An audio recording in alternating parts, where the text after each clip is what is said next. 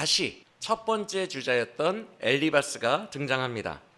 이는 곧 2라운드가 시작됐구나 라는 의미겠죠. 총 3라운드까지 있다고 했어요. 2라운드와 3라운드의 특징에 대해서 먼저 알려드리자면, 이제부터는 가능하면 우리가 주일에 친구 본문과 거기에 대한 욥에 대응하는 본문을 범위를 좀 포괄적으로 크게 잡아서 함께 쭉쭉 살펴보려고 합니다. 왜 이런 말씀을 드리냐면, 욥의 친구들이, 여러분들도 2라운드, 3라운드를 진행하시면서 혹은 통독을 하셨을 때 느끼셨을 수 있겠지만, 욥의 친구들의 신학은 발전이 없어요. 계속 정체되어 있고요, 답보 상태입니다. 그러다 보니까 욥의 친구 파트를 따로 떼어서 또 한 주를 소모해서 공부하고 말씀 듣고, 그 다음에 욥의 반응을 살펴보기가 아까워요. 왜? 욥의 친구들의 수준은 늘 그 상태의 답보 상태이기 때문에. 그래서 사실상 욥에게 초점을 맞춰야 됩니다. 친구들은 그대로고. 여러분, 욥의 친구들이 신학이 진보하면 욥기 스토리가 성립이 안 되죠. 그렇죠? 욥의 친구들은 답보 상태인데 그들과 논쟁하면서 욥이 진보해야 스토리가 완성이 되는 거죠. 그렇죠? 그래서 친구 파트는요, 이렇게 한 줄을 할애해서 볼 정도는 아닌 것 같아요. 그래서 앞으로는 욥의 반응까지 막 서너 장씩 합쳐서 욥기를 쭉쭉 진행해 나가도록 하겠습니다. 이해가 되시죠? 방금 말씀드린 것처럼 친구는 그 상태인데 욥은 성장해요. 하나님이 욥기를 통해 성도들에게, 우리 독자들에게 말씀하고자 하는 핵심 주제는 욥의 변화를 쫓아가게 돼 있어요. 그래서 욥의 파트에 우리가 집중해서 갈 텐데, 그러면 욥의 친구들은 2라운드, 3라운드 내내 앵무새예요? 계속 했던 말 계속 반복하나요? 아니요. 그들도 변하는 게 있긴 있어요. 일단 가장 중요한 신학, 인과응보 사상은 안 변해요. 그건 그냥 그대로예요. 여러분들이 읽으셔서 아시겠지만. 그런데 변하는 지점이 있어요. 지엽적인 부분들이 조금 변해요. 가령 오늘 본문을 보면 엘리바스가 그의 주장에 대한 근거로 전통을 들고 있거든요. 전통. 여러분 혹시 공부 열심히 하는 모범생들은 옛날 일을 잘 기억하니까, 전통은 원래 누구 무기였어요? 세 친구 중에 빌닷 거였어요. 빌닷 거. 엘리바스는 1라운드 때 신비와 체험 중심인 사람이었죠. 그리고 빌닷이 두 번째로 등장해서 전통을 근거로 들었고, 소발은 하나님의 깊이와 너비와 높이와 이런 사이즈를 근거로 들었죠. 그렇죠? 그런데 전통은 빌닷 건데 엘리바스가 오늘 다른 근거가 없어요. 15장 내내 다른 경험, 체험 이런 거 없고 조상들에게 들어라 라며 마치 빌닷이 썼던 전통을 근거로 삼는 내용만 있거든요. 친구의 무기를 가지고 온 거예요. 왜 그럴까? 여러분 2라운드, 3라운드부터는 뭐 특징도 사라지고요. 점점 하나로 똘똘 뭉쳐서 모든 수단과 방법을 다 동원해서라도 욥을 공격하기 시작합니다. 그래서 친구들의 말투도 훨씬 더 공격적으로 변하고요. 이제는 네가 왜 고통을 당했느냐 이런 얘기보다도 욥의 인격과 신학을 원색적으로 비난하는 그런 모습들을 보이게 됩니다. 그리고 무엇보다도 가장 큰 변화가 뭐냐면요, 친구들이 점점 교조적이 되어 간다는 거예요. 이 교조적이라는 말이 뭐냐면 도그마틱이라는 뜻인데, 이게 신학교에서는 신학생들은 많이 들어요. 교조적이다. 너는 되게 교조적이야. 너는 되게 도그마틱해. 이런 말을 신학생들끼리 많이 듣는데, 이제 평신호분들은 이 단어를 들을 기회가 없어요. 보통 학교에서 많이 쓰는 단어라서. 그래서 무슨 말인지 아마 모르실 겁니다. 교조적, 도그마틱하다. 이 말은 뭐냐 하면 되게 교리적이라는 뜻인데, 그냥 교리적이라는 게 아니에요. 교리적이라는 게 아니라 우격다짐으로 근거도 없고 근거도 없고 뭐 주장하는 내용도 없는 상태에서 자기의 교리를 우기는 걸 말합니다. 그걸 교조적이라고 해요. 강압적으로 근거와 논리도 없이 그냥 무조건 우격다짐으로 막 밀어붙이는 것을 되게 교조적이다. 무조건 믿어. 이렇게 말할 때 그런 말을 써요.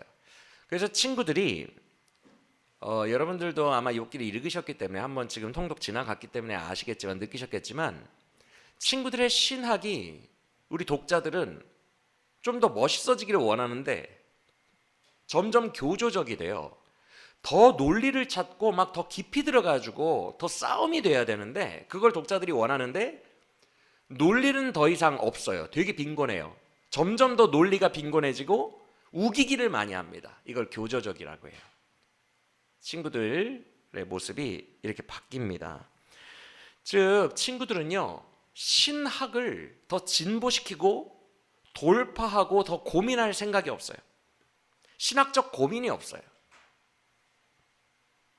고민이 없으니 당연히 우길 수밖에 없는 거죠.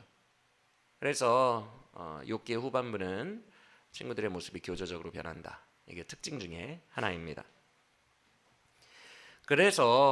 그러니 앞으로 2라운드, 3라운드는 친구들 이야기만 따로 빼서 살펴보기엔 너무 아깝죠? 특색이 없으니까 별로.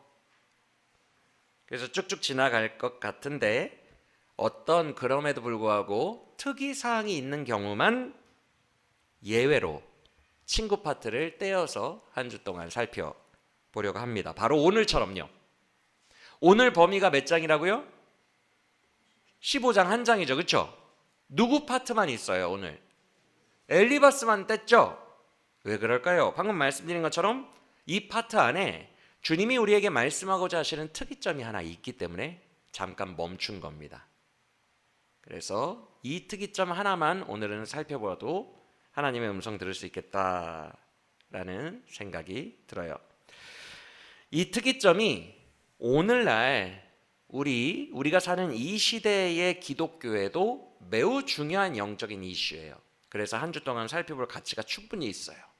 그러면 함께 이 특이점이 뭔지 그리고 주님이 우리에게 주시는 말씀이 무엇인지 살펴보도록 하겠습니다. 사실 엘리바스 파트 오늘 다 안 볼 거예요. 굳이 안 봐도 될 것 같아요. 여러분들이 이미 충분히 이해하실 수 있는 내용으로 되어 있어요. 엘리바스 파트는 단순하게 반으로 쫙 쪼개면 됩니다. 1절부터 16절, 16절부터 35절 절반으로 딱 나뉘어져 있어요. 엘리바스 파트 초반부는 이런 내용이에요. 너 틀렸어. 욥한테 너 틀렸어. 두 번째 후반부는 내가 알려줄게. 그러면서 인간보사상 똑같이 또 얘기하는 거. 그렇게 되어 있습니다. 구조가 쉽죠? 예. 그래서 특히 후반부 17절부터 35절까지의 후반부의 내용은 여러분들이 지금 계속 봐온 인간보사상 그대로예요. 악인은 멸망한다. 그러니까 너 정신 차리고 회개해라. 악인처럼 멸망을 당하지 마라. 악인은 무조건 멸망한다. 이런 내용입니다. 물론 그 뒷부분에도 우리가 잠깐 묵상해 볼 만한 부분이 있긴 있어요. 근데 오늘 안 할 거예요. 다른 얘기 하느라고 바쁘기 때문에. 그 부분이 뭐냐면 돌려가기 있습니다. 네가 이렇잖아. 네가 지금 하나님 앞에 버럭버럭 뭐 재판에 소환한다는 둥 하나님 앞에 버럭버럭 소리 지르고 있는 이유가 뭔지 알아? 원래 죄인들이 마지막 심판의 궁지에 몰리면 그러더라. 이런 말을 하거든요. 뒷부분에. 그래서 이렇게 돌려가기를 합니다. 네가 지금 이렇게 막 열이 올라오는 이유는 네가 죄인이라는 증거야. 그래서 후반부는 대략 그런 내용들로 채워져 있으니까 우리가 굳이 오늘 안 봐도 될 것 같고요. 첫 번째 부분의 뒷부분 너는 틀렸다라고 말하는 뒷부분의 근거 부분도 안 봐도 될 것 같아요. 뭐라고 말하냐면 전통을 근거로 삼는다고 아까 말했기 때문에 옛날 조상들부터 다 그렇게 말해왔어. 인간홍보가 진리야. 이렇게 전통으로 밀어붙이는 내용이 있어요. 여기도 살펴보지 않을 거예요. 그런데 살펴보지 않아도 대략 어떤 내용인지 감이 오시죠? 하도 봤기 때문에 욥기를. 그리고 오늘은 특이점 그 부분만 이야기하려고 해요. 오늘 살펴볼 특이점은 초반부에 있어요. 일단 첫 구절부터 봅시다. 1절 넘어가고 2절을 보시면 2절은요 무슨 얘기냐면요.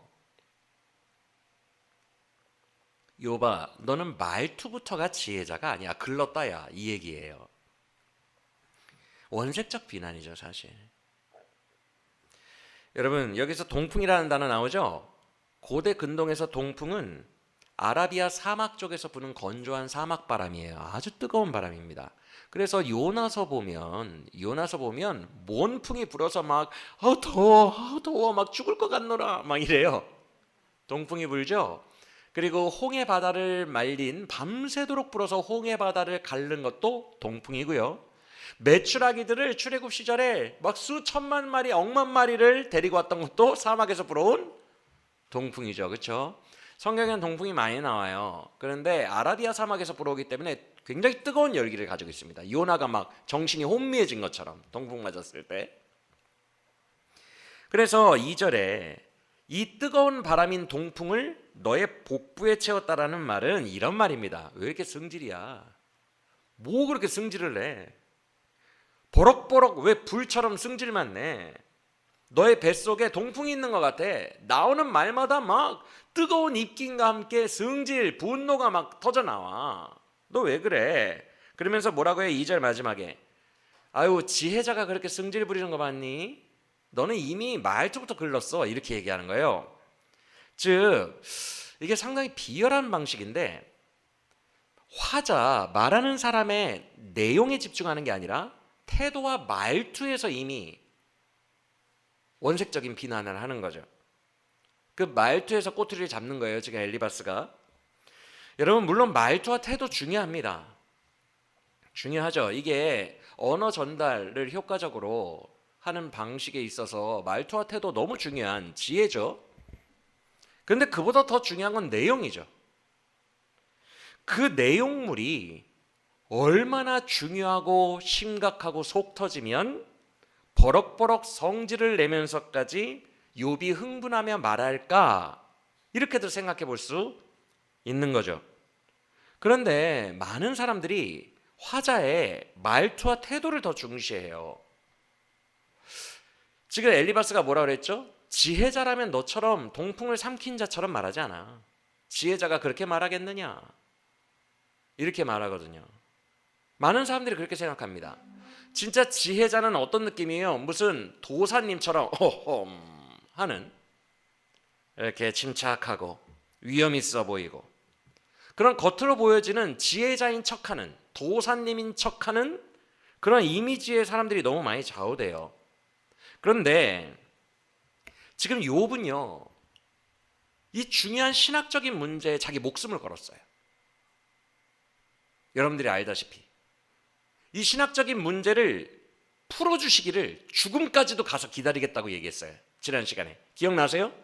목숨 걸었다는 거예요. 목숨 건 자는 진지합니다. 자기의 온 감정이 그 안에 다 묻어 있어요. 그래서 욥은 그 목숨을 건 진지한 신학적인 고민에 대한 그것을 감정을 담아 버럭버럭 막 소리를 지르면서 흥분하면서 얘기를 한 거예요. 그런데 엘리바스는 어떻게 해? 그것을 아주 비열하고 정말 작은 근거로 일축해 버립니다. 나 말투가 별로니까 나 흥분하는 소리는 듣기도 싫어. 안 들어버려요. 이것은 진지하게 이야기하는, 감정까지 동원하여 진지하게 이야기하는 사람에게 큰 아픔이 되고 찬물을 쫙 끼얹는 거죠. 그러면서 2절에서 지혜자가 흥분하는 거 봤니? 이러더니 3절에서 바로 결론을 성급하게 내버립니다. 엘리바스가. 이러면 정말 화나죠. 뭐라고 해요? 지금 근거 구절이 2절밖에 없거든요. 흥분했다. 그 근거 구절 2절만 놓고 3절에서 뭐라고 해요? 너의 모든 말은 다 무익하고 도움도 되지 않는 논리야 라고 결론을 내버립니다. 맞습니까? 여러분 지금 고상한 표현이에요. 무익하고 도움이 안 된다. 이 말은 쓰레기라는 뜻입니다. 여러분 쓰레기가 왜 버려짐을 당해요? 더 이상 이거 들고 있어 봐야 우리의 삶에 아무런 유익도 안 되고 도움도 안 되고 완전히 무용지물이기 때문에 버릴 수밖에 없는 걸 쓰레기라고 합니다. 지금 너의 논리는 쓰레기야 라고 얘기하는 거예요. 이 쓰레기라는 게 우리나라에서는 좀 욕처럼 이렇게 좀 들려가지고 거부감이 있을 수 있지만 사실상 이 내용 자체가 그거예요. 네가 한 말은 다 쓰레기야. 왜? 너는 말투에서 이미 글렀어.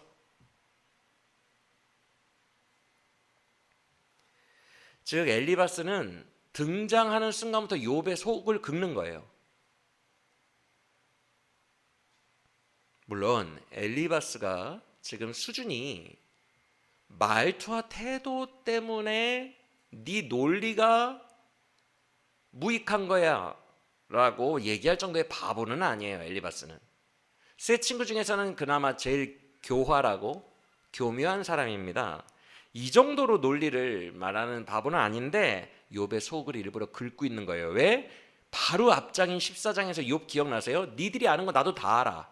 그런 유치한 거 얘기하지 마. 너희들이 할 수 있는 최고의 지혜가 뭔지 알아? 입 닫고 있는 거야. 이랬어요. 기억나세요?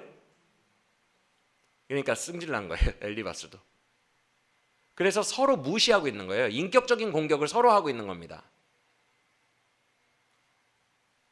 이 정도 바보가 아닌데 공격하는 거예요. 속을 긁는 거죠. 여러분, 그런데 이 태도와 말투 때문에 무시하는 이 엘리바스의 태도는 우리에게 많은 것을 시사해요. 여러분, 사도행전을 보면 복음에 대해서 변론하였다라는 이 변론하다라는 말이 많이 나오는데 이거 투쟁하는 거예요. 이거 고상한 단어 아닙니다. 여러분, 지금 뭐 요새 지방선거도 그거 방송하나요? 토론회? 보면은 가끔 어떨 때 있어요. 피시피시 웃음 나올 때가 있죠. 너무 유치하게 네거티브 싸움할 때. 그래 놓고 제목은 뭐예요? 100분 토론. 토론이죠? 원래 토론에는 흙탕물 엉망진창도 될 수 있는 거예요. 감정이 담겨 있다고요. 감정 없이 토론하는 사람이 어디 있어요? 그래서 사도행전에 변론하다, 싸웠다는 뜻입니다. 다투다 라는 의미가 있어요. 다투다. 여러분, 스데반 집사가 사도행전에서 왜 돌로 맞아 죽었는지 알아요? 뭐 하다가? 여러분을 사랑합니다 이러다가 돌로 맞아 죽었어요? 변론하다가 돌 맞아 죽었어요. 변론은 상대방에게 돌로 쳐서 죽이고 싶다는 증오심을 끌어냅니다. 원래 변론이란 싸우는 거예요. 욥과 세 친구처럼. 토론이란 싸우는 겁니다. 원래. 자기가 옳다 여기는 만큼 더 감정이 섞여 나오게 돼 있어요. 후보들 토론회처럼. 여러분, 그래서 스데반도 감정으로 돌 맞아 죽었어요. 그걸 듣던 사람들이 이를 갈았다고 돼 있어요. 스데반의 말을 듣던 자들이 이를 갈고 돌로 쳐서 죽였다고 돼 있어요. 증오심입니다. 전쟁입니다. 토론은. 특히 자기가 옳다고 생각하는 것에 대해서는. 바울도 힘을 다해 변론했다라는 구절이 사도행전에 되게 많이 나와요. 바울도 여기저기서 변론을 계속합니다. 싸웠다는 뜻이에요. 예수를 변증한 거죠. 예수 복음을. 그런데 감정이 섞일 때가 많죠. 그것을 우리는 바울 서신에서의 말투를 통해 알 수 있죠. 기계적으로 이건 이런 것입니다. A는 B입니다. 이렇게 말한 게 아니에요. 내가 옳다고 여기는 진리인 만큼 감정이 섞여 있으니까 바울 서신 곳곳에도 바울의 감정이 담겨 있다는 것을 우리는 바울 서신 읽을 때 느낄 수 있죠. 화도 내고 있고 비아냥거리기도 하죠. 너희가 가방끈이 짧은 걸 내가 알고 있는데 어디서 지혜로운 척하느냐, 막 이런 식으로도 얘기하죠. 이거는 정말 인격 모독하는 건데 그런 말도 합니다. 바울이. 그리고 방언을 많이 받았다고 자랑하는 자들에게 나는 외국어를 많이 해서 다행이다. 나는 너희보다 많은 방언을 가진 것을 감사히 생각하노라. 방언 많이 받았다고, 방언 여러 종류 받았다고 자랑하는 그들에게 나는 외국어를 능통하게 하니까 여러 방언 받은 것을 나는 자랑하노라. 감사히 여기노라. 비아냥거리는 거거든요, 사실. 뭘 그런 걸 그렇게 자랑하느냐는 거예요. 유치하게. 감정이 담겨 있어요. 그러니까 싸움이 됩니다. 그리고 이런 부분들도 바울의 감정이 담겨 있죠. 뭐라 그래요? 갈라디아서 초반에 내가 전한 복음 외에 다른 복음을 전한 자는 천사일지라도 저주를 받으리라라고 얘기합니다. 그때 뭐라고 말하냐면 이렇게 말해요. 내가 전한 복음 외에 다른 복음을 전한다면 그게 나일지라도, 즉 바울이 가다가 초반에 성도들에게 복음을 전했어요. 근데 가다가 신학이 변해. 인생 살아가다가 신학이 변해서 나중에 다른 복음을 전했다. 본인이 교회를 처음 세울 때, 여러분으로 얘기하면 아동부 때 배웠던 그 복음, 유치부 때 배웠던 그 복음 이외에 변질된 복음을, 첫 복음을 전한 내가 다시 전해도 나도 저주를 받을 거래요. 천사도 그 어떤 존재도 내가 교회를 세울 때에 전했던 그 복음, 처음 전도할 때 전했던 그 복음, 하나님은 너희를 사랑하시고 용서하시고 천국 보내주신다. 이 십자가의 복음 외에 다른 변질된 복음을 전한 자는 저주를 받을지니라. 저주를 선포합니다. 굉장히 감정적이죠. 폐쇄적이고 배타적이고 싸우자는 거죠.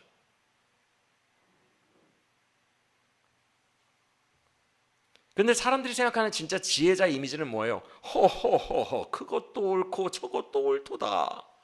산은 산이로고 물은 물이로다. 세상을 포용하노라. 아유, 가톨릭과 불교가 왜 그렇게 싸우느냐?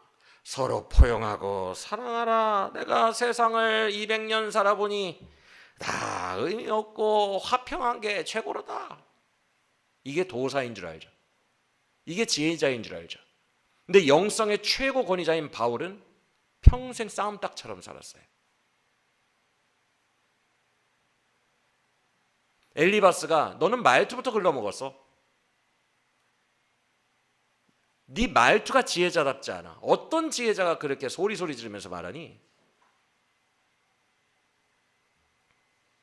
근데 그걸 바울이 했다고요. 바울이. 욥이 했고. 여러분, 복음과 진리는 이미지로, 마케팅으로 승부하는 게 아니에요. 복음은 마케팅하는 게 아니에요. 사람들 입맛에 맞춰주는 게 복음이 아니라고요. 사람들을 그 앞에 무릎 꿇리는 게 복음이에요. 이미지로 승부하는 게 복음이 아닙니다. 이미지를 오히려 버리고 하는 거예요. 복음을 전하는 동안 내 이미지가 실추되고 세상 사람들에게 손가락질 받고 핍박받는 걸 복음이라고 하지, 복음이 전달되는 과정 동안 다 고개를 끄덕이고 아이고 좋다 하는 게 복음이 아니에요. 복음은 박해와 오해와 동반됩니다. 이미지를 버리는 거예요. 사람에게 칭찬받는 것을 아예 포기하는 거예요. 복음과 진리를 위해서라면 모든 사람들이 돌로 죽여라 하는 순교의 자리까지도 스데반처럼 나아갈 수 있는 것, 그게 복음이지. 빨간 카페트 위로 사람들 칭찬받고 카메라 플래시가 터지면서 그 길을 걸어가는 게 복음이 절대로 아니라는 거예요. 스데반처럼 죽는 거예요. 이미지 싸움이 절대로 아닙니다. 복음은. 여러분, 왜 자기 몸에 불을 지르면서 분신하면서까지 노동자의 권리를 외쳤던 전태일 씨는 열사고, 민주화 운동 때 화염병까지 들고 거칠게 욕설하며 저항했던 그 사람들은 애국자고, 민주화 운동보다도 더 높은 가치인 영생 복음을 전할 때 승질내고 거칠게 저항하는 것은 왜 문제가 됩니까? 왜 그들의 거친 저항은 애국자고 열사인데 왜 복음과 진리를 지키기 위해서 거칠게 하는 것은 왜 다 이상한 거예요? 원래 진리는 투쟁이에요.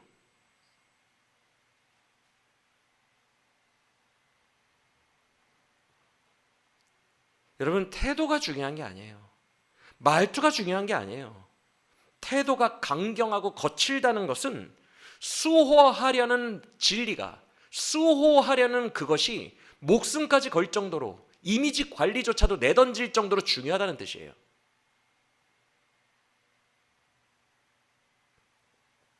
제가 신학교 시절에 가장 싫어했던 토론자가 누군지 아십니까? 신학교에는 토론을 많이 하거든요. 저는 이런 스타일이에요. 끝장을 보는 스타일이에요.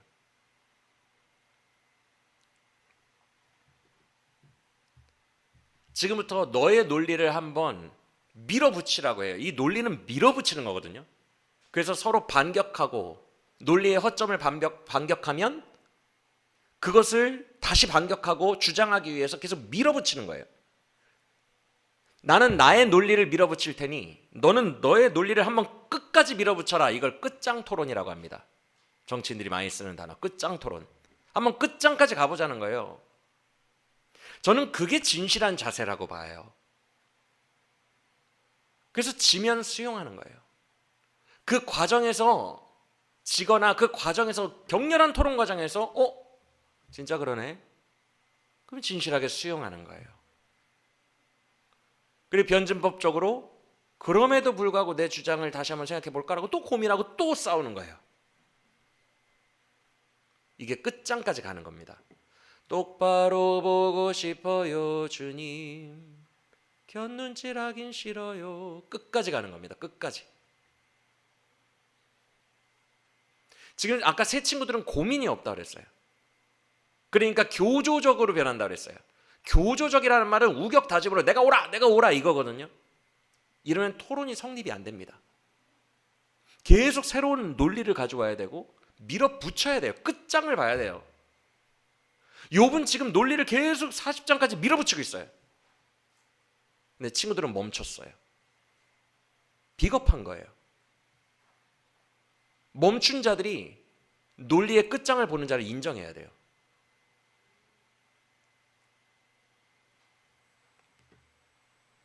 여러분, 진실한 게 이거예요. 끝장을 보는 게 진실한 거예요. 막 서로 화내면서 싸우는 게 진실한 거예요.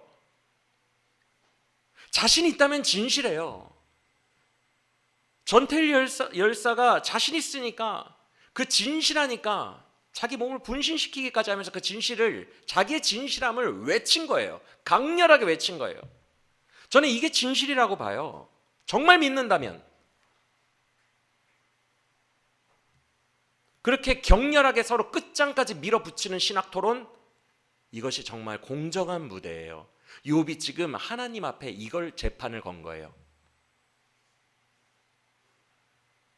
끝까지 가고 싶은 거예요. 죽어서라도 듣고 싶은 거예요. 이 결론을 내고 싶은 거예요. 밀어붙이는 자들은요, 앞서 말씀드린 것처럼 중간에 격렬한 감정 따위는 상관없어요. 원래 그런 거예요.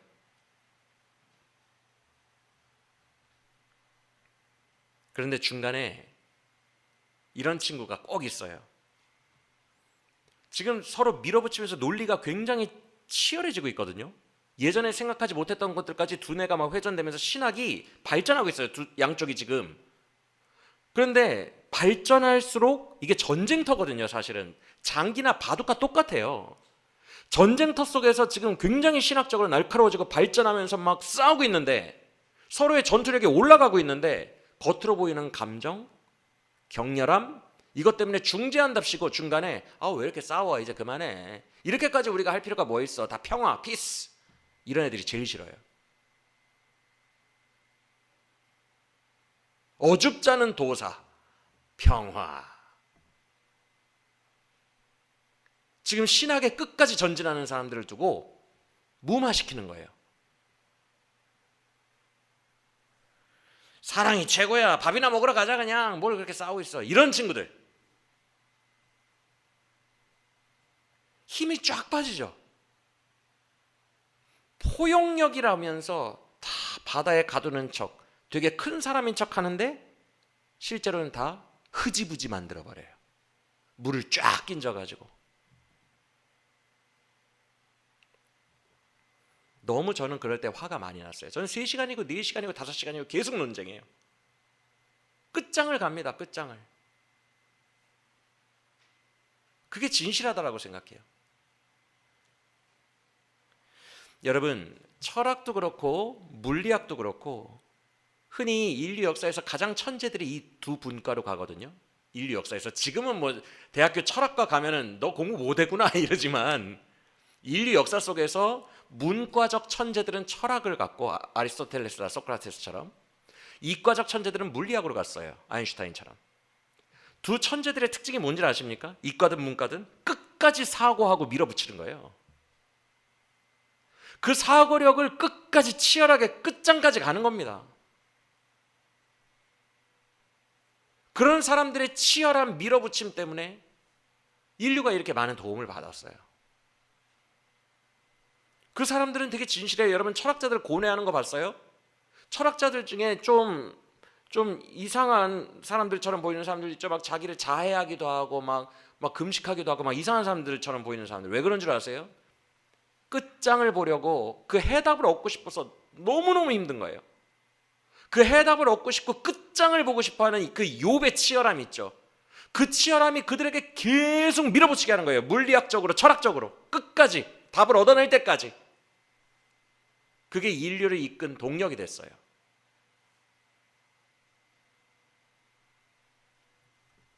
이게 진실하고 순수한 거예요. 철학자들이 얼마나 순수한 줄 아십니까? 정말 고뇌합니다. 답이 뭘까? 식음을 전폐하고 자기를 쥐어뜯으면서 고뇌해요. 진실하다고 저는 봐요. 굉장히 진실한 사람들이에요.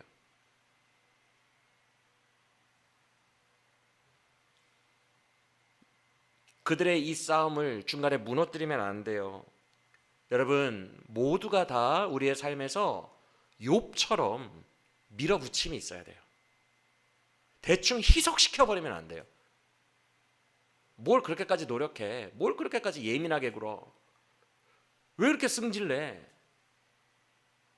그러면서 희석시켜버리면 안 돼요. 대충 그 싸움을, 그 치열한 밀어붙임의 끝까지 가는 그 싸움을 덮어버리려고 하면 안 된다고요. 이 친구들처럼 그들은 논리적 사고를 멈춘 채 비겁한 거죠. 지금 엘리바스가 논리에서 밀려요. 그러니까 비겁한 행동을 하는 거예요. 태도로 무시하는 거예요. 너는 승질 버럭버럭 내니까 지혜자 아니야. 비겁한 거예요. 정말 자기 논리에 자신이 있다면 끝장을 물고 늘어지는 거예요. 진실하게. 사랑하는 여러분, 많은 믿음의 선배들이 세상에서 외롭게 오해받으며 그 신학적인 길을 걸었어요. 고뇌의 길을 걸었어요. 그리고 그 고뇌 속에서 격한 감정으로 바울처럼 변론하며 다투며 복음의 진리를 사수해 왔어요. 그러다가 돌에 맞아 죽기도 했어요. 증오심을 유발시켜서. 여러분 가장 중요한 것은요, 믿음의 선진들이 왜 이렇게 살았겠어요? 복음을 지키고자 해서 그래요. 진리를 사수하고 싶어서 그래요. 여러분 가장 중요한 것은 복음의 진리입니다. 그래서 바울은 뭐라고 말했냐면, 되게 똑똑한 사람이거든요. 우리 사경에 가서 배우겠지만, 내가 그동안 복음을 알기 전에 배웠던 모든 지식을 배설물로 여긴다고 얘기했어요. 아까 엘리바스가 욥 너의 논리는 아무짝에 쓸모없는 쓰레기야 그랬죠? 바울은 그 전까지 배웠던 모든 것을 아무짝에 쓸모없는 배설물이라고 했어요. 자기는 오직 예수 그리스도의 복음을 아는 지식, 가장 고상한 그 지식 외에는 다른 모든 지식을 버렸다고 그랬어요.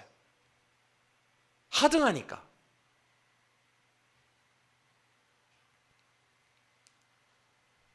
그는 복음이 가장 중요했기 때문에 유대인의 자존심도 버렸어요. 그래서 유대인 앞에서는 내가 유대인처럼 될 거고 헬라인 앞에서는 헬라인처럼 될 거다. 이 말이 뭐냐면 복음이 너무 중요하다는 거예요. 당시에 유대인들은요, 여러분들 아시겠지만 율법주의의 한계에 갇혀 있어서 헬라인들이랑 밥도 안 먹었어요. 바울이 오직 복음이라는 거예요. 나머지는 다 배설물이라는 거예요. 전태일 열사가 오직 노동자 그거 하나에 모든 걸 걸고 자기를 불태웠던 것처럼 바울은 그냥 다 복음이라는 거예요. 복음 외에는 아무 의미도 없다는 거예요. 내 삶의 의미가 무조건 복음이고 나머지는 배설물이라는 거예요. 나는 이것을 증거하기 위해서 산다는 거예요. 그래서 유대인이고 뭐고 관습이고 뭐고, 유대인들은 헬라인이랑 식사 안 하는데요, 그런 거 신경도 안 써요. 모든 것을 초월해버립니다. 복음 때문에. 그는 한계를 뛰어넘어 버려요. 욥이 세 친구가 가진 한계를 뛰어넘은 것처럼.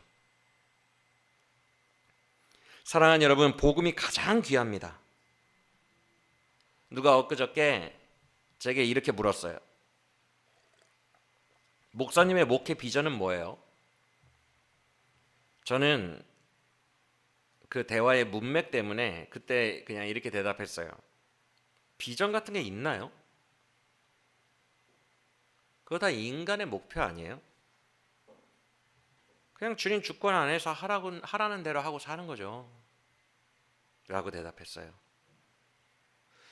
진정한 기독교인의 비전은 제가 했던 그 대답 안에 있어요. 그저 복음이에요, 복음.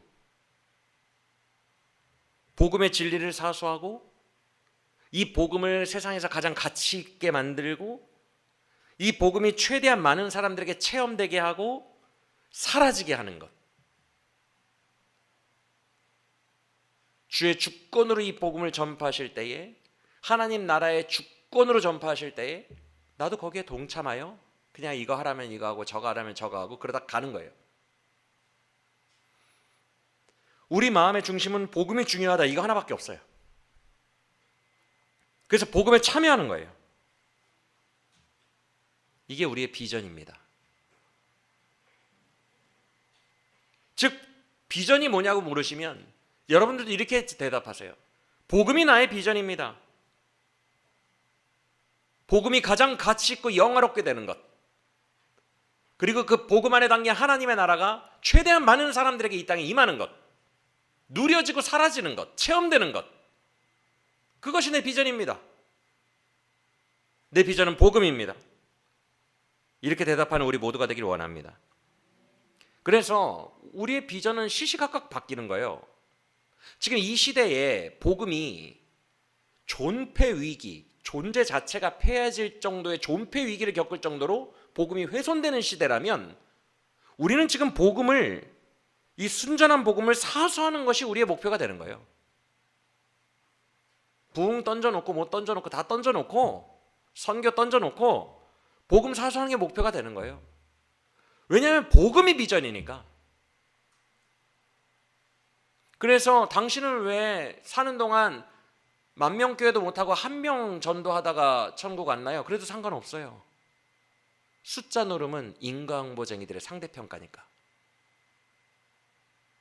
저는요 그냥 주님이 그게 저에게 주신 인생의 사명인 것 같아서 그냥 그렇게 살았어요. 주의 주권입니다. 10,000명 교회 하는 목사님들도 주의 주권이 있겠고, 평생 1명도 전도 못하고 1명 전도하고 죽는 나도 뭐 주의 주권이겠죠. 하나님이 10달란트 1달란트 다 주권적으로 주셨다며요. 나도 그냥 그거에 맞게 살다가 간 건데요. 넌 못났어. 10,000명이 아니니까. 이건 인과응보쟁이들의 숫자놀이. 주권 사상을 가진 사람은 그렇게 생각 안 해요. 복음이 나의 비전이기 때문에 그 복음을 위해서 내가 어떤 형태로든 주의 주권적 흐름 안에서 쓰임받다가 가면 그만이에요. 그럼 주님이 칭찬해 주실 겁니다. 근데 복음과 상관없이 10,000명 교회를 만들어서 떵떵거리면서 살다가 간 사람은 주님의 칭찬을 안 받을 수도 있어요. 복음과 상관이 없었으니까. 복음과 상관이 있이 10,000명 교회를 만들었어요. 칭찬은 똑같이 받아요. 1달란트 받은 자나 10달란트 받은 자나. 이해가 되십니까? 아무 의미가 없다고요. 숫자 놀이는. 칭찬은 똑같이 받아요. 왜? 주님이 주신 게 1달란트를 애초에 줬는데 10달란트를 줬고, 그게 무슨 상관이 있습니까? 이 땅에서.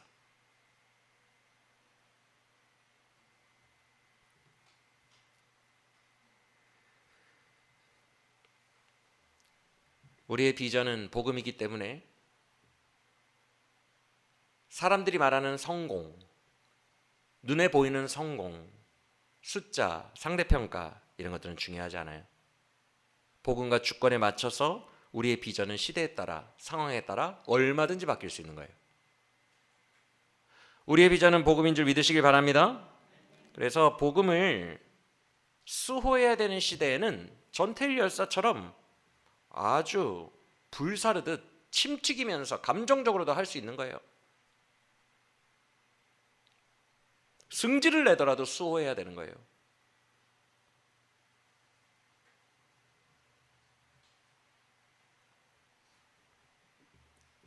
우리의 비전은 예수 복음 그 자체이기 때문입니다. 물론 바울이 말씀한 것처럼 공격적으로 막 인격을 무시하면서 하면 안 돼요. 온유함과 겸손함으로 해야 돼요. 그러나 무조건 평온하고 막 침착하고 그런 겉으로 보이는 태도나 그런 부분, 안정적인 부분들이 중요하진 않다. 스테반도 바울도 격렬한 토론을 했다. 자기의 감정과 진실함을 담아서 전태일 열사처럼 표현했다. 거칠게 표현했다. 이것을 꼭 기억하시길 바랍니다. 그래서 왜 이게 더 중요하냐면 바울이 그 마인드를 얘기한 거지. 온유함과 겸손함으로 하라는 건 마인드를 얘기한 거지. 겉으로 보이는 거는 우리 기독교인들에게 사실 상관이 없는 거예요. 겉으로 보이는 걸 신경 쓰면서부터 이제 외식하는 자가 되는 거거든요. 우리에게 이거는 이미 상관없어요. 내가 죽어도 상관없고요. 바울이 뭐라 그래요? 갈라디아서에서 내가 사람을 기쁘시게 하느냐 하나님을 기쁘시게 하랴. 내가 지금까지 단 한 번이라도 인간 눈치 보고 인간 기쁘게 하려고 살아왔다면 난 주의 종이 아니니라라고 했어요. 그는 한 번도 인간의 시선을 의식하지 않았어요. 뭐라고 그들이 생각하든 말든 오직 복음, 주님이 알아주시겠지. 근데 사람의 눈을 의식하는 순간부터 바리새인 되고 외식하는 자가 돼요. 그래서 사도 바울이 갈라디아서에서 베드로의 외식을 엄청 꾸짖잖아요. 네가 사람들의 눈치를 보기 시작했구나. 사람을 두려워하기 시작했구나. 어찌 네가 그러고도 예수의 사도냐. 원래 인간 신경 안 쓰는 거예요. 되게 담대한 거예요. 사람들이 욕을 하든 말든 놔두는 거예요. 그냥 가는 거예요. 돌격하는 거예요. 순교의 자리로. 그게 복음이에요.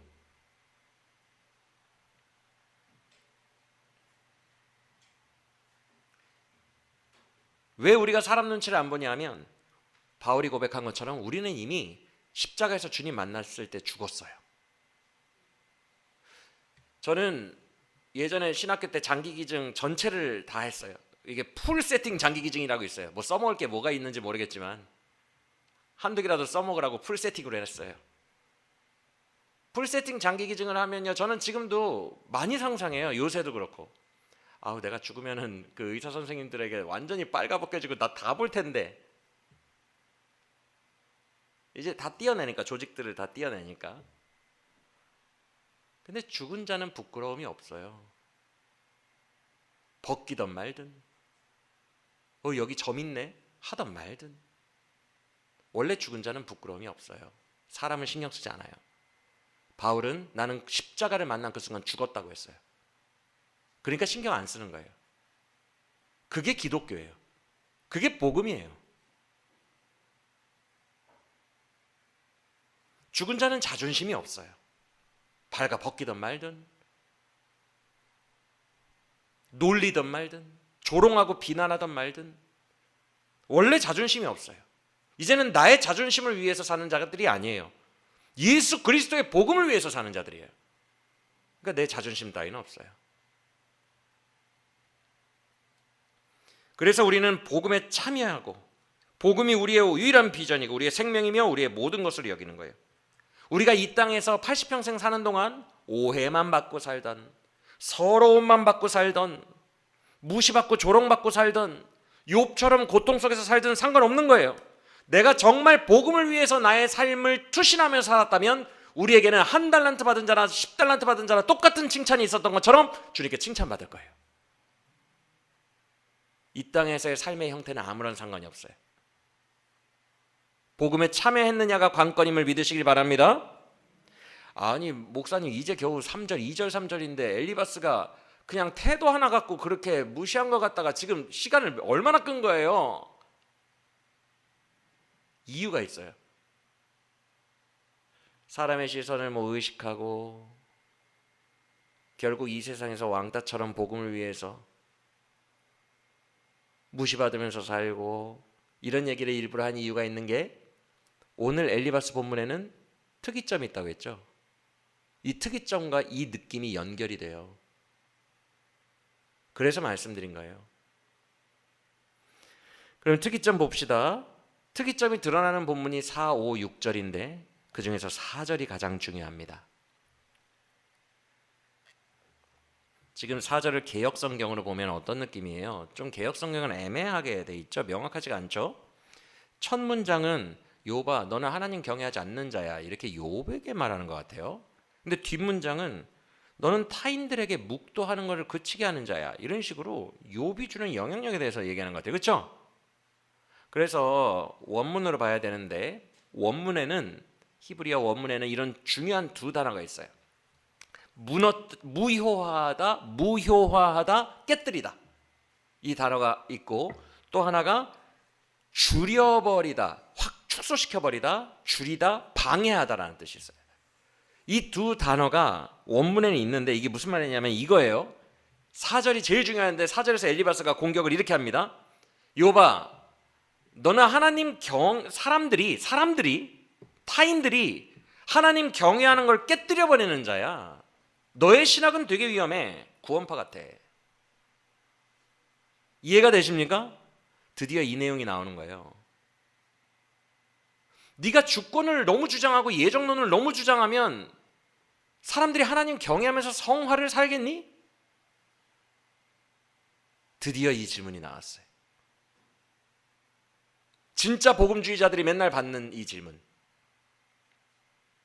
너는 사람들을 경외하기를 깨뜨려버리고 사람들이 하나님 경외하면서 열심히 사는 걸 깨뜨려버리고 그 열심, 노력을 깬다는 거예요. 인강보쟁이들의 노력 그걸 깨뜨려버리고 그들이 열심히 기도하고 묵도하고 막 하나님께로 열심히 나아가려는 이 기도하는 의지 자체를 무효화시켜버린다. 너는 되게 위험한 신학을 지금 주장하고 있는 거야. 너의 주권 사상을 사람들이 들으면 그때부터 하나님 믿으려고 노력하는 사람이 누가 있겠어? 여러분 이 공격 특이점이에요 아니에요? 충분히 오늘날에도 신학적 이슈가 될 수 있는 특이점이죠? 그래서 오늘 이걸 봐야 돼요. 그런데 이 특이점으로 네 신학은 되게 위험해 라고 공격을 하는데 근거를 아까 뭘로 삼는다고요? 본인 원래 근거가 아니라 누구 거 가져왔다고요? 빌닷의 전통을 근거로 갖고 왔다고 했죠? 내용이 뭐예요? 나만 이런 얘기하는 게 아니야. 모든 조상들, 모든 인류가 다 인강보를 따라. 네 신학은 너무 위험한데? 구원파 같은데? 라며 99%의 인구로 찍어 누릅니다. 왕따를 만든다고요. 너만 그래. 뭐 네가 세상에서 제일 먼저 태어난 자냐? 7절. 네가 우주가 생기기 전부터 못 태어났어? 지혜자들이 생기기 전부터 태어났어? 9절. 너만 뭐 아는 뭐 특별한 게 있다고 생각해? 인류 보편적으로 네 얘기 들을 사람 아무도 없어. 네 얘기가 얼마나 위험한 얘긴데. 사람들이 하나님 경외하기를 멈출 걸? 네 얘기 들으면 너의 복음은 굉장히 위험한 복음이야. 맞아요, 틀려요? 지금 그렇게 얘기하고 있어요, 안 하고 있어요? 즉 이런 거예요. 사람들 다 보편적 인류가 다 인간보 사상 속에서 하나님 열심히 경외하려고 하고 막 열심히 기도원 다니고 기도하고 제대로 한번 살아보려고 노력한다고. 얼마나 이뻐. 기도하고 분투하고 착하게 좀 살아보려고 선하게 좀 살아보려고 그렇게 열심히 다 애쓰면서 살아가는데 네가 그런 거 다 필요 없다. 아무리 착하게 살아봐야 필요 없다. 나처럼 고통받는다. 이래버리면 하나님이 주권적으로 마음대로 하신다. 이래버리면 누가 착하게 노력하고 살겠니? 너는 되게 위험한 신학을 가졌어.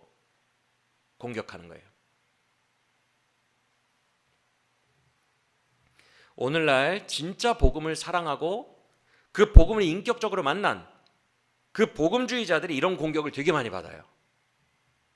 근데 정말 아쉬운 것은 제가 오늘 이 부분만 설교하느라고 또 펠라기우스주의와 청교도주의 여기 칠판 하나 갖다 놓고 하려다가 이거 하면 2시에 갈 것 같아요. 그래서 못했는데 우리나라 장로교는 청교도적인 스타일을 가지고 있어요. 이렇게 됩니다. 알미니안주의, 행위를 강조하는 인간의 자유의지, 인간이 믿음으로 반응해야 된다, 하나님께. 행위를 강조하는 이 감리교 계열, 자유의지 계열이 알미니안이라면 저를 통해 하나님께서 여러분에게 계속해서 말씀하신 칼비니스트, 종교개혁 사상, 이 장로교적인 것은 이쪽에 있어요. 이쪽은 내 믿음의 반응이 중요한 게 아니라 그냥 주님이 예정적으로 주권적으로 그냥 믿어지게 하신 거야. 그냥 어느 한 날 나 같은 죄인을 빵 깨우치더니 그냥 믿어지게 하신 거야. 이후의 성화도 마찬가지야. 주님이 이끌어 가실 거야. 믿음을 통해서. 이쪽은 성화, 성령이 계속 나에게 말씀하셔. 이거에 내가 반응해야 돼. 내 노력으로 반응해야 돼. 이쪽이 자유지. 근데 청교도가 어디 있냐면 여기 있어요. 왜냐하면 청교도, 미국의 청교도는 성화를 되게 강조합니다.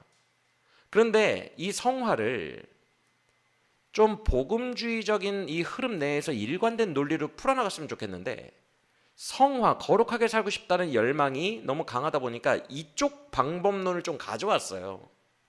근데 지금 대한민국의 모든 장로교는 청교도 라인입니다. 그래서 제가 여러분에게 알려드리는 이 진짜 오리지널 이런 신학파가 있어요. 칼비니스트 개혁사상주의자들. 이 오리지널 신학파보다 이쪽이 더 타협을 했어요. 지금 한국교회 장로교가 제가 볼 때는 이쪽에 더 가까워요. 그래서 만약 이 복음주의, 순수 복음주의 이것을 공격하려면 한국 장로교와 감리교가 다 공격받을 수 있어요. 이게 외로운 현실입니다.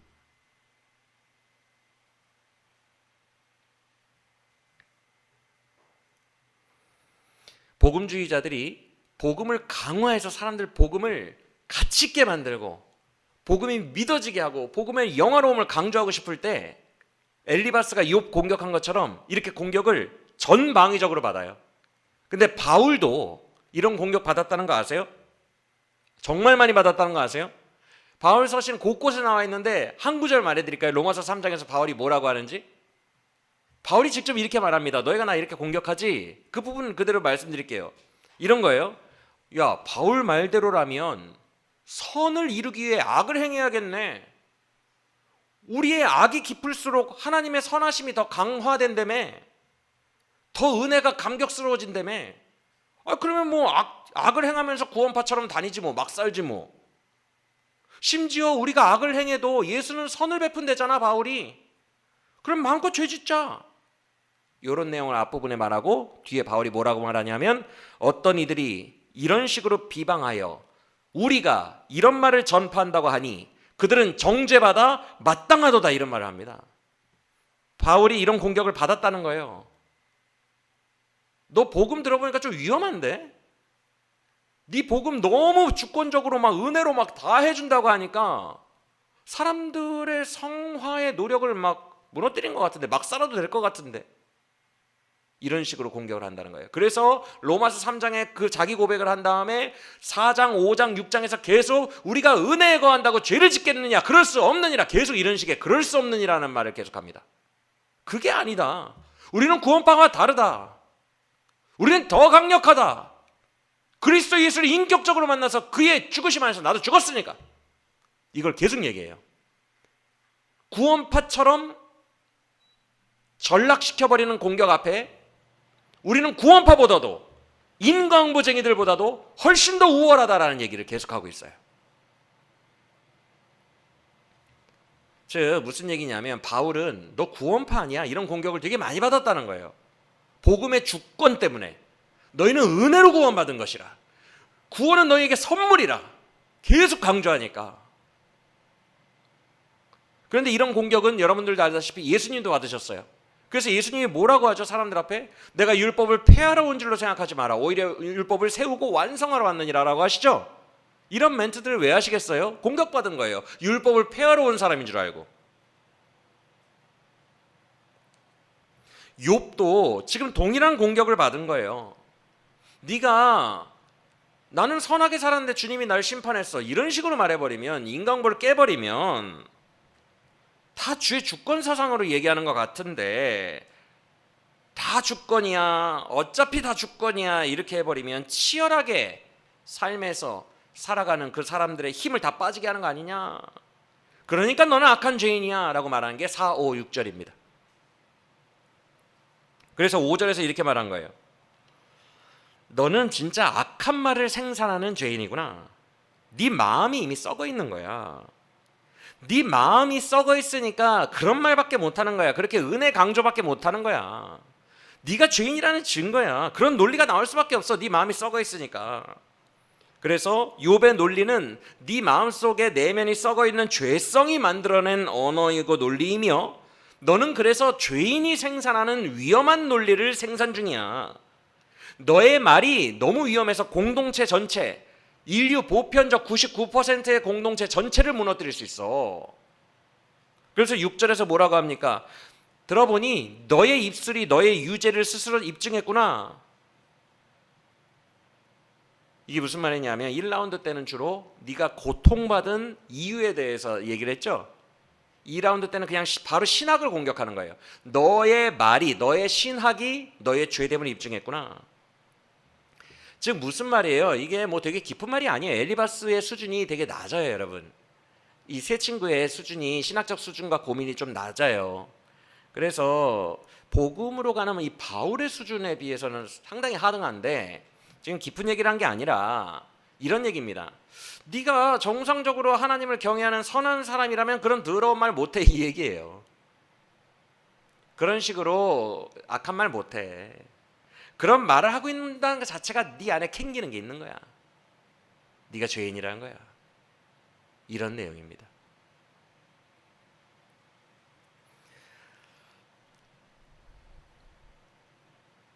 저도 가끔 복음을 담대하게 성령께서 감동하셔서 복음을 담대하게 선포할 때가 있어요. 전도하니도 구원받습니다. 막 이렇게. 그러면 강한 율법주의의 사람들의 그 정죄의 눈빛이 느껴지는데, 저 목사 뒤로 죄졌구나. 뭔가 캥기는 게 있구나. 자기가 죄인이니까 그런 식으로 말을 하는구나. 이런 눈빛들이 느껴져요. 근데 복음이 그게 아니거든요. 지금 엘리바스가 그런 거예요. 너 캥기는 거 있지? 캥기는 게 있는 죄인이니까 그런 말을 하는 거야. 거룩하게 열심히 살아온 사람들은 그런 생각도 안 한다?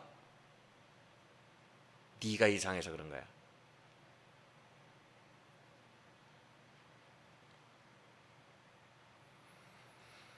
여러분, 복음이 주권적으로 여러분을 구원하신 거예요. 맞습니까? 복음의 주권을 강조하면 악인들이 구원파처럼 복음을 악용하고 있다라고 왜곡하는 것처럼 공격을 받게 돼 있어요. 인간보쟁이들은요, 무조건 착하게 사는 것만 옳다고 생각해요. 그냥 더 착하고 더 거룩하고 더 옳고, 욥의 세 친구의 사상, 무조건 착한 게 최고예요. 그것만 옳아요. 그게 전부예요. 근데 그게 인본주의예요. 인간의 눈으로 볼 때, 이제부터 잘 들으시기 바랍니다. 신학적인 내용을. 인간의 눈으로 볼 때 착한 거, 아프리카 아이들 도와주고, 인간의 눈으로 볼 때 무조건 더 선한 거, 인간의 노력으로 노력하는 사람, 더 열심히 노력하는 사람, 그런 사람이 하나님을 경외하는 거라고 여겨요. 그리고 반대로 욥을 공격한 것처럼, 잘 들으세요, 주권을 강조하면 할수록 아무도 노력 안 할 거야. 누가 노력하겠니? 주권을 강조하면. 너 되게 위험해. 이 말을 누가 했는지 알아요? 1장에서 사탄이 했어요. 하나님, 인간보를 부수고 주권대로 행하시면 당신을 경외할 자가 이 땅에 아무도 없을 겁니다. 이 말을 욥기 1장에서 사탄이 시작했다고요. 엘리바스는 사탄과 같은 말을 하고 있는 거예요. 네가 주권을 강조해버리면 아무도, 이 땅에 사는 사람 아무도 주님 경외하지 않을 걸, 사탄이 얘기한 거예요.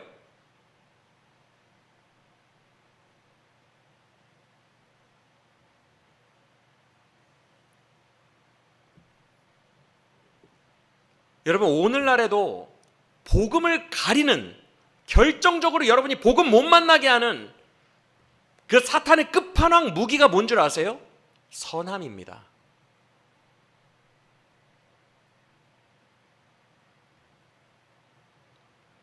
사탄은 광명의 천사로 위장하고 온다 그랬어요.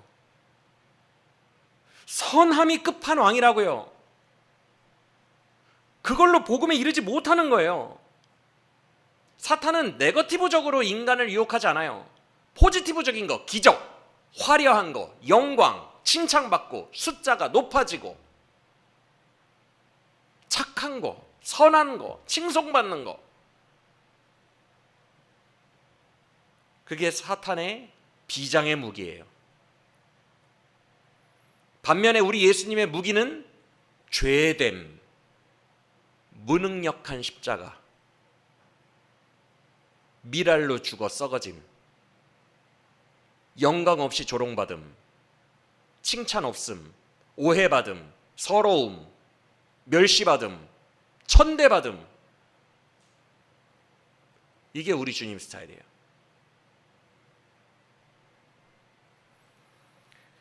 사탄은 오늘날에도 복음만 가리면 돼요. 여러분 잘 들으세요. 사탄을 꿰뚫어 봐야 돼요.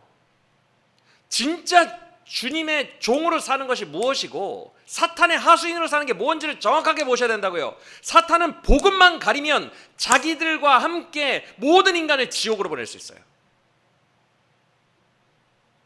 나머지는 다 퍼줄 수 있어요.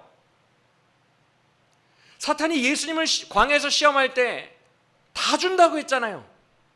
이 세상의 칭찬과 영광과 착한 선한 사람들 칭송받는 다 줄게라 그랬어요. 복음만 가리면 네가 십자가를 지어서 십자가를 통해서 사람들을 구원해내는 그 행위, 그것만 가리면 된다고 했어요. 그건 다 주겠다 그랬어요. 온갖 좋은 선한 것들을 다 주겠다 그랬어요.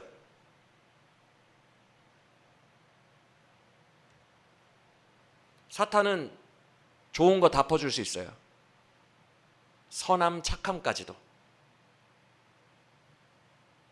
그는 복음만 가리면 돼요.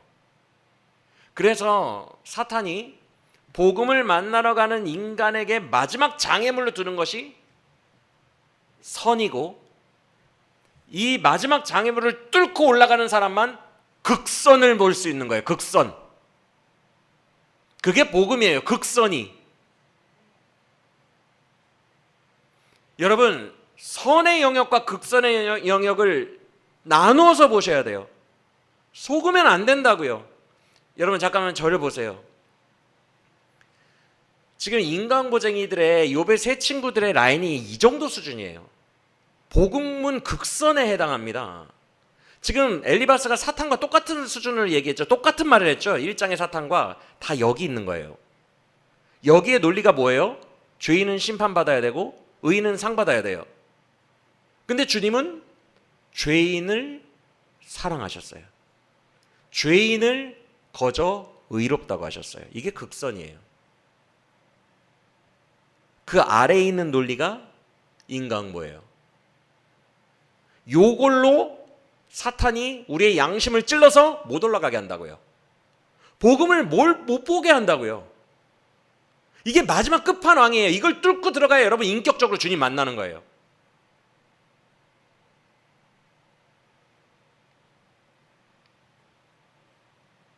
그냥 일반적 선의 영역이에요. 그래서 이 선함으로 포장하여 극선의 그 영광의 빛, 그 복음의 영광의 빛을 사람들에게 가리는 거예요. 교묘하게. 그래서 하나님은 극선의 하나님이 아니라 이 아래 단계인 인간보의 하나님이야 라고 하나님을 끌어내리는 겁니다. 극선에서 선의 단계로. 그래서 욥이 친구들에게 그 당시에 욕한 거예요. 너희가 하나님을 변호한다고 하나 하나님이 너희를 감찰하시기를 원하노라. 너희는 지금 되게 하나님 편인 것 같이 얘기하지만 하나님은 너희를 책망하실 거고 심판하실 것이다 라고 얘기한 게, 하나님은 극선이신데 복음에서 자기의 영광을 드러내신 분인데 인간보 수준의 얄팍한 하나님으로 내려버린 거예요.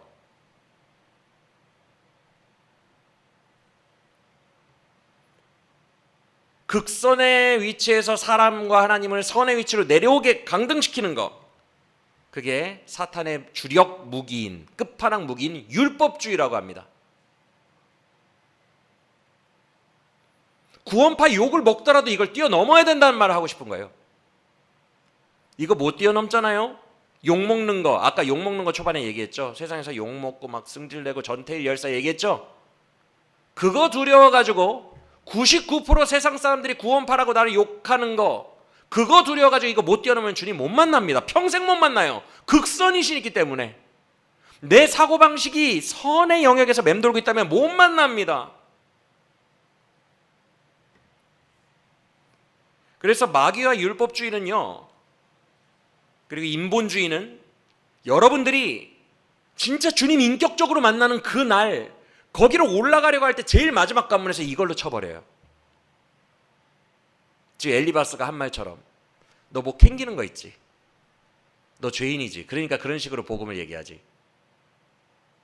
너 양심이 있다면 그렇게 얘기할 수 있겠니? 거기에서 다 꼬꾸라집니다.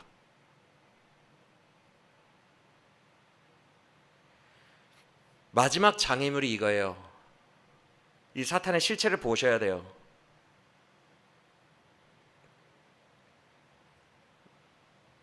너 주권적 복음을 너무 강조하다 보면 그 주권적 광대함 속에서 다 희석돼 버리는데 괜찮겠어? 율법 무용론자가 될 텐데 괜찮겠어? 이렇게 우리의 양심을 건드려요.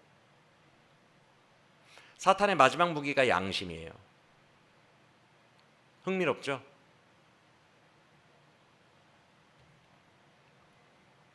엘리바스가 지금 욥에게 뭐라 그러죠? 너 양심 있으면 그런 말 못해. 너의 입이 너의 죄를 증언했어. 양심은 자기의 의로움을 요구하는 메커니즘이에요. 무슨 말이냐면 양심이 건드려진다는 얘기는 뭐냐면 그래, 내가 이렇게 살면 안 되지. 착하게 살아야지. 자꾸만 자기의, 본인 의로움, 나의 의로움을 자극하여 생각나게 하고 요구하는 걸 양심이라고 한다고요. 양심이라는 메커니즘 자체가 그래요. 마귀가 제일 마지막에 여러분 주님 만나기 전에 복음을 그걸 뚫고 올라가서 진짜 주님 인격적으로 만나기 전에 마지막 단계에서 양심 건드립니다. 그래서 자기의에 빠지게 해요. 자기의에.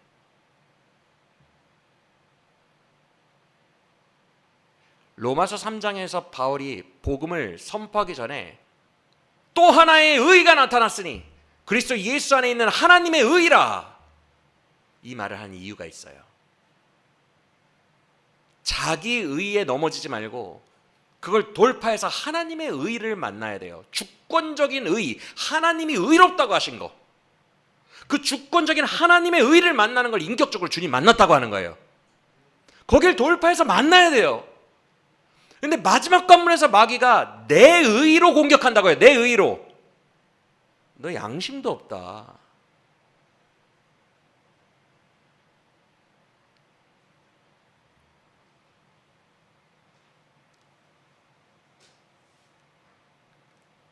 자기 의에 넘어지는 거예요.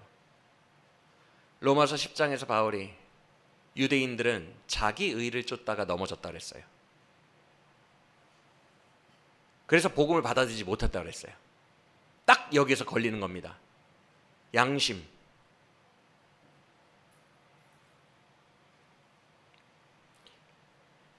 구원파 같다라고 99%에게 오해받으며 지탄받아도 그 양심을 넘어가야 돼요. 그래야 주님 만나요. 제가 예전에 한 집사님께 이런 말씀을 드렸어요. 그분이 일하시는 곳에 불신자가 왔대요. 그래서 불신자가 온 김에 전도하려고 교회 좀 나오세요 그랬는데 그 불신자가 그러더래요. 뉴스 봐요. 교회 사람들이 더해요, 더해. 교회 사람들이 더 악랄한 이 세상에 안 보여요? 교회 지긋지긋해. 그렇게 저항을 하고 거절했대요. 그랬더니 그 집사님이 그 불신자에게 이렇게 대답을 했대요. 맞아요. 교회가 그러면 안 되죠. 근데 제대로 또 믿으면요 착하게 살아요. 그렇게 엉망으로 살지는 않아요. 제대로 믿는 교인들은 착하게 살아요. 이런 식으로 말했대요. 제가 화를 냈어요. 복음의 사람 맞냐고. 왜 임과응보 사상을 기본적으로 탑재하고 있는 불신자의 프레임에 갇혀서 그들대로 대답하느냐고 했어요. 왜 하등한 인과응보 프레임 내에서 대답하느냐고 했어요. 교회 사람들 엉망이다 그러면 네, 그럼에도 하나님 우리를 사랑하십니다.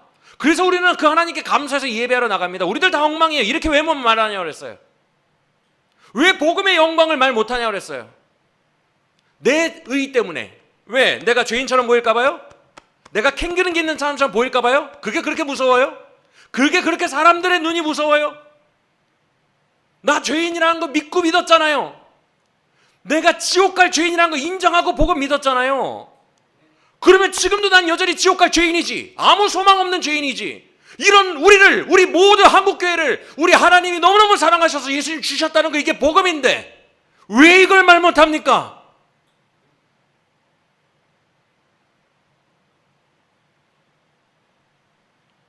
왜 그들의 인간보 프레임에서 말해요?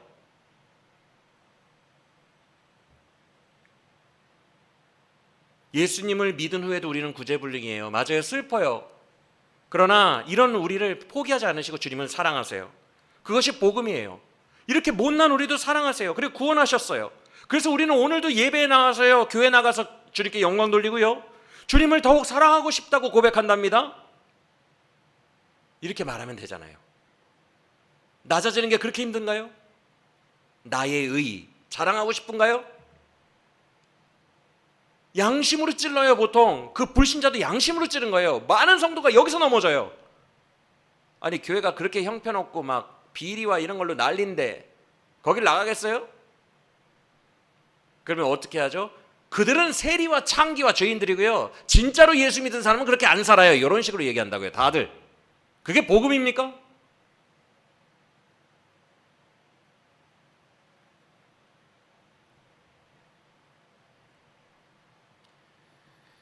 여러분, 항상 사탄의 최후 공격은 복음만 가리면 돼요. 다 줄 수 있어요. 다 줄 수 있어요. 사탄은 여러분에게 다 줄 수 있어요. 선함까지도 줄 수 있어요. 복음만 가리면 무조건 다 지옥 가게 돼 있어요. 최고의 극선, 그 빛을 가린다고요. 영광의 빛을, 그리스도 예수 안에 있는 영광의 빛을, 죄인을 사랑하신 그 극선을 가린다고요.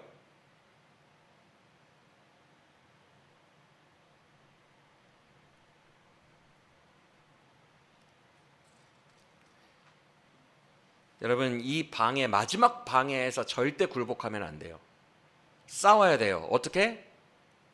네가 구원파라고 하든 뭐라고 하든 상관없어. 나는 예수 구원 없으면 난 죽어. 나는 예수님의 은혜 없으면 지옥 갈 죄인이야. 죽는 그 순간까지. 나는 예수님 없으면 죽어. 나 예수의 은혜 없으면 죽어. 나는 예수 그리스도의 십자가의 공로 없으면 죽어. 나는 그거 없이는 아무것도 할 수 없는 존재야. 싸워야 된다고요.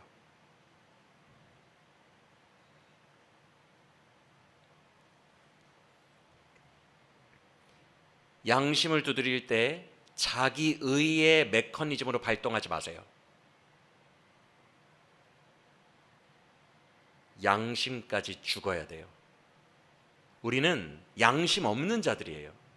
양심 없는 자라는 말이 무슨 말이냐면, 양심까지도 오염됐고 나는 진짜 구제불능이다라는 걸 인정한 사람을 말해요. 양심은 자꾸만 오늘도 도벽 때문에 누구 물건을 훔쳤어. 착하게 살아야 되는데 결심해야지. 양심은 자꾸 우리를 결심하게 해요. 노력하게 해요. 이게 인본주의고 이게 인간보고 이게 율법주의예요. 자꾸 노력하게 해요. 양심은 내가 노력해서 나의 의의를 이루려고 해요. 그래서 또 노력해요. 또 도벽했네. 또 훔쳤네. 양심이 또 자극돼요. 그럼 또 노력해요. 또 훔쳤네. 양심이 자극돼요. 또 노력해요. 다람쥐 쳇바퀴 돌듯 평생 이렇게 살아요. 우리가 양심이 아예 죽은 자들이라는 말은요, 양심의 자극으로 발동돼서 내가 백날 노력해봐야 안 된다는 걸 깨달은 자들이에요.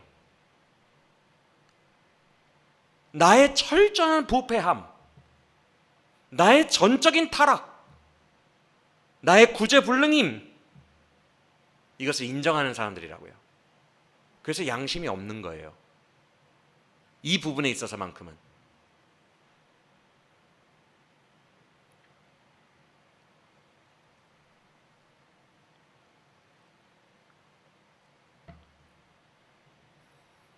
우리는 전적으로 무능력합니다. 전적으로 타락했습니다. 이걸 인정하면서도 복음이 출발합니다. 그때부터 나를 구원하신 주의 은혜의 주권이 강해야만 나 같은 자가 구원받는다는 것을 깨닫게 된다는 것을 기억하시길 바랍니다.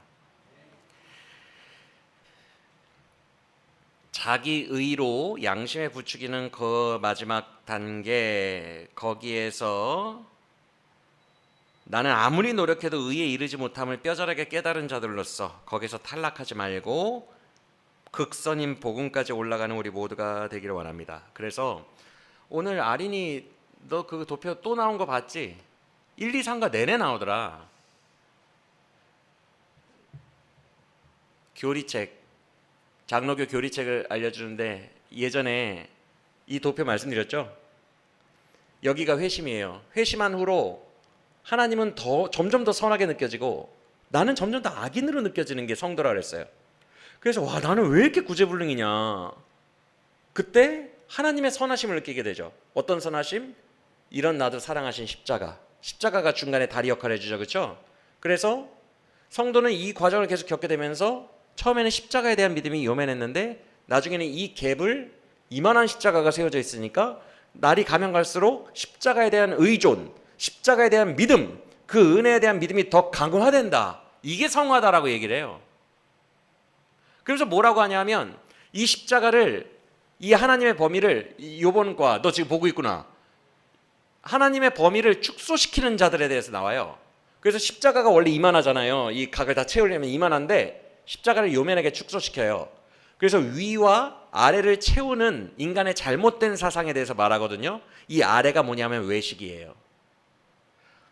내 죄가 실제로는 이만큼인데 엄청난 죄인인데 연기하고 인정하지 않는 거예요. 나 그렇게 죄 없는데? 외식함이 십자가를 이만큼 줄여요. 위쪽은 행위구원이에요. 노력, 행위. 내가 더 열심히 노력해야지, 내가 더 열심히 의롭게 살아야지, 이 행위를 의지함이 위쪽에 이만큼의 십자가를 축소시켜요. 그래서 뭐냐 하면 너희가 외식하거나 행위구원을 의지하면 복음 만날 수 없다는 뜻이에요.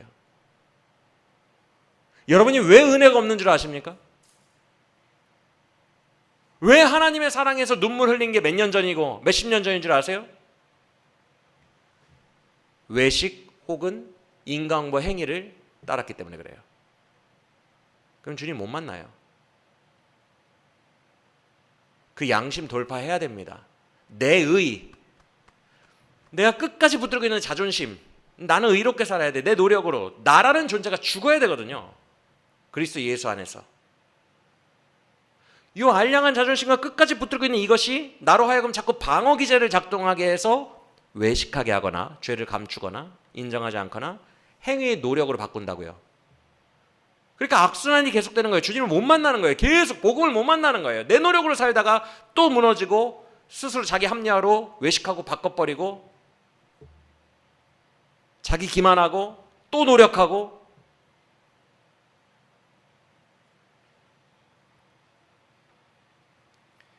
여러분, 복음은 나의 전적인 타락을 인정했을 때 전적인 주권과 은혜로 나를 구원하셨다는 게 믿어지는 걸 복음이라고 해요.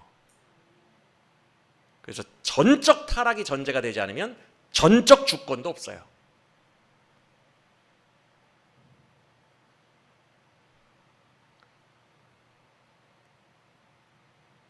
전적 타락과 전적인 은혜, 주권적 은혜, 이게 감당이 안 되는데 이걸 이어주시는 것이 예수의 복음입니다. 여러분, 우리에게 자기 의란 없어요? 그러면 성화는요? 구원파라고 오해받으면 어떻게 해요? 성화요? 성화도 마찬가지예요. 처음 우리가 믿었을 때랑 같은 메커니즘으로 이루어집니다. 양심으로 이루어지지 않아요. 죽음으로 이루어져요. 철저한 자기 부인. 메커니즘이 다르다고요. 양심에 자극받아가지고 나 의로워져야지, 맞아 율법주의자예요. 메커니즘이 바뀌었어요. 나는 아무리 결단해도 아무것도 이룰 수 없는 자야. 내 모든 마음과 생각은 부패했어. 내가 선택한 모든 길은 부패됐어. 그저 선하신 하나님께 순종하는 것만이 내가 살 길이야. 전적인 자기 부인을 통한 전적인 순종. 양심과 상관없는. 아예 자기가 부인되는 거예요. 양심은 자기가 아직 살아있는 거예요. 그래, 내가 사람들 앞에 이렇게 살 수 없지. 자기가 살아있는 거예요. 아예 이게 죽어야 돼요. 벌거벗겨도, 의사들 간호사들이 죽은 나를 벌거벗겨도 아무런 수치심이 없는 것처럼 양심이고 뭐고 없는 겁니다. 철저한 자기 분인 속에서의 전적 순종, 그게 우리의 성화예요.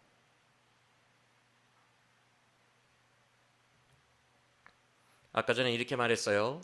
극선이 복음이고 그 아래를 가리는 게 엘리바스와 사탄의 선이라고요. 일반선. 여러분, 복음은 우리를 선악과를 먹기 전으로 돌이킵니다. 선악과를 먹으면 이 수준이 된 거예요. 이걸 성경은 타락이라고 합니다. 이걸 극복해야 다시 창세기 이전, 타락 이전으로 돌아가는 거예요. 이게 회복되는 거예요. 극선으로 가야 돼요. 복음으로 가야 돼요. 여기에서 판단하고 있을 게 아니라고요.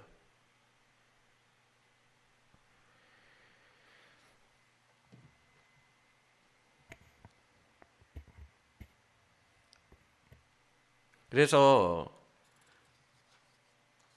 복음적 성화는 뭐냐면 내가 착해지려고 노력하는 것이 아니라 나를 부인하려고 노력하는 거예요. 내 힘을 빼려고 노력하는 거예요. 왜? 내 생각과 내 판단과 내 모든 의지력과 내 양심과 나의 마음 다 부패했으니까. 내가 온전히 1%도 나의 어떤 의도가 없이 그냥 주님께 끌려가듯, 멱살 잡혀 끌려가듯 한 상태가 제일 좋은 거구나. 그래서 내 자아의 힘을 빼고 나를 부인하고 나를 악하다라고 하는 것. 나는 진짜 악해. 나는 정말 구제불능이니까 난 너무 악해. 그래서 나는 순종밖에 없어. 이게 우리의 성화예요. 양심은 너 그래도 그렇게 살아봐야지. 너 선하잖아. 율법주의. 이해가 되십니까? 분별이 되세요? 완전히 메커니즘이 달라요. 선을 이루어 나가는 메커니즘이 다르다고요.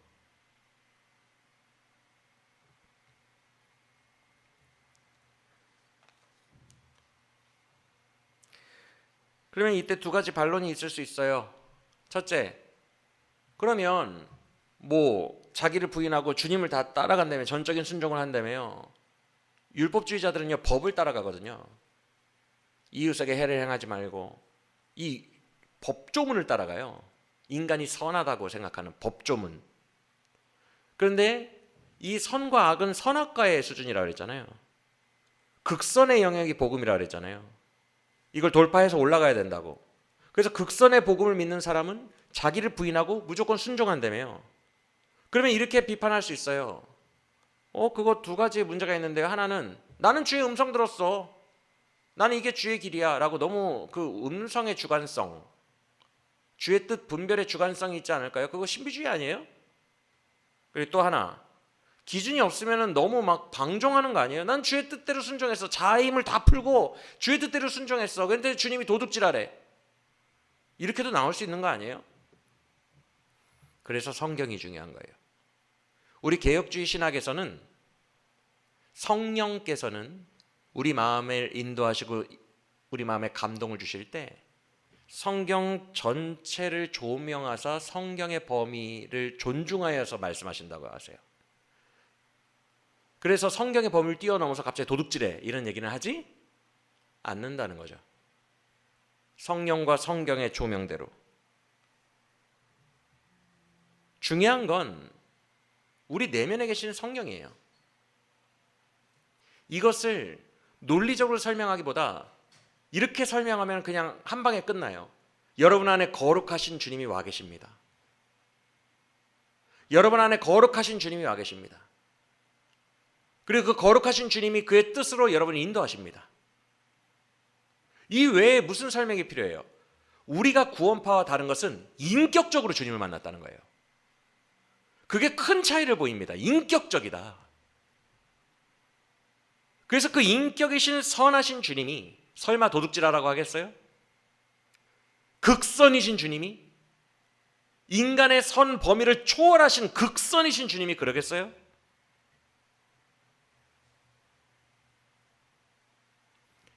그런데 문제는 뭐예요? 어디에서 충돌이 발생해요? 인광보쟁이들, 율법주의자들은요, 그 법조문을 넘어가질 못해요. 물론 주님은 이 법을 넘어가서 막 도둑질해 이러진 않아요. 주님은 모든 것이 선하십니다. 믿습니까? 근데 이 율법주의자는 이 법조문에 갇혀 있거든요. 이 프레임 내에. 근데 주님 이걸 뛰어넘죠. 그래서 예수님이 팔복에서 뭐라고 하세요? 너희는 바리새인들의 의를 뛰어넘어야 된다고 말씀하십니다. 너희가 결단코 바리새인들의 의와 같지 아니해야 천국에 들어간다 그랬어요. 그 우월해야. 그래서 뭐라고 하시죠? 바리새인들은 이에는 이, 눈에는 눈으로 갚아줘야 돼서 뺨을 맞으면 맞서 때려야 된다고 말하지만 나는 너희에게 다시 말하노니 모세의 율법과는 달리 나는 나의 말씀을 하노니 왼뺨을 누가 때리거든 오른뺨도 들이대라. 손양원 목사처럼 자기 아들들을 죽인 원수를 양아들로 받아라. 율법주의자는 절대 못하죠. 왜? 본인 양심과 본인 의로만 하는데 사랑의 핵폭탄을 터뜨릴 가능성이 없어요. 율법주의자들은 본인이 옳다고 하는 것만 하니까. 그 공산주의자들이 내 아들들 죽였으면 그 공산주의자들은 나쁜 거예요. 본인이 옳다고 생각하니까. 이 범위를 뛰어넘지를 못해. 손양원 목사님처럼 사랑의 핵폭탄이 될 수가 없어. 사랑의 핵폭탄은요, 인격적인 사랑을 만난 사람만 할 수 있어요. 그러니까 우리는 구원파로 치부당할 자들도 아니고 인간보다도 훨씬 우월하다는 거예요. 이해가 되십니까? 우리의 의는 바리새인들의 의보다 더 나아요. 우리는 세상에 충격을 던집니다. 세상이 감당할 수가 없어요. 율법주의자들은 옳고 그름으로 딱 가려가지고 너는 옳지 않았어 그러면 지옥 가네. 너는 구원에서 탈락하네. 우리는 그런 자들에게도 가서 충격적으로 그런 너도 하나님은 사랑하셔라고 말할 수 있어야 돼요. 그게 복음주의자들이에요. 항상 충격적이고 항상 청개구리죠. 모든 인간의 90%가 옳다고 생각하는 것을 반대로 하죠. 근데 그게 악한 건 아니에요. 가서 도둑질해라 이런 하나님은 명령을 하지 않아요. 항상 선을 뛰어넘는 극선 명령만 내려요. 그래서 인간보쟁이들은 절대 그런 선을 행할 수 없죠. 손양원 목사님급에. 이해가 되십니까?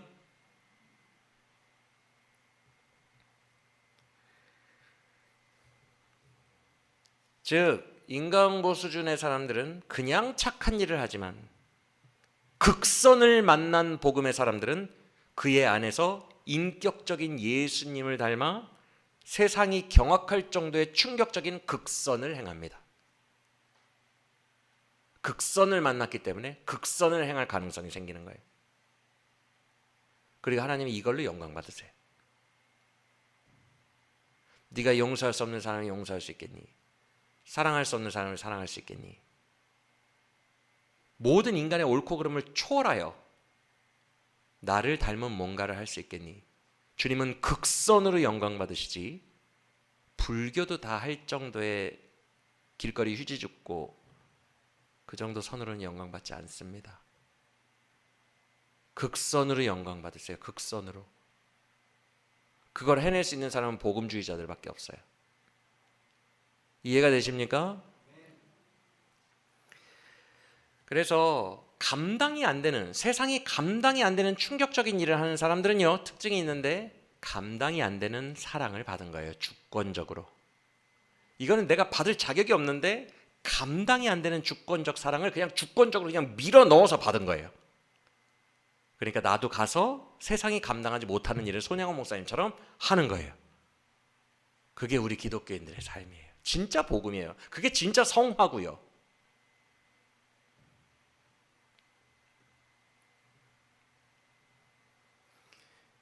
극선은 아까도 말씀드린 것처럼 극악에서 나온다는 것을 기억하시길 바랍니다. 내가 극악이라는 인정을 못하면 극선에 이를 수 없어요. 사탄이 마지막으로 우리 양심을 건드릴 때 마틴 루터처럼 대답하면 돼요. 그래, 나 죄인이야. 나 극악 죄인 맞아. 이렇게 대답하면 이깁니다. 마틴 루터가 마귀가 그렇게 괴롭혔을 때 수많은 자기가 평생 죄 지은 책을, 두꺼운 책을 갖고 오더니 너 이때 이 죄 졌고 이때 이 죄 졌지? 라고 고발하고 정죄하는 그 마귀에게 맞아. 나 지옥 갈 죄인이야. 나 정말 파렴치한 나쁜 놈이야. 그러자 마귀가 뻥 사라졌다고.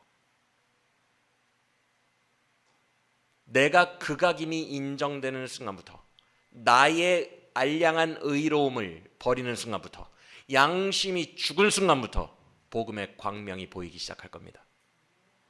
복음은 그렇게 만나는 거예요.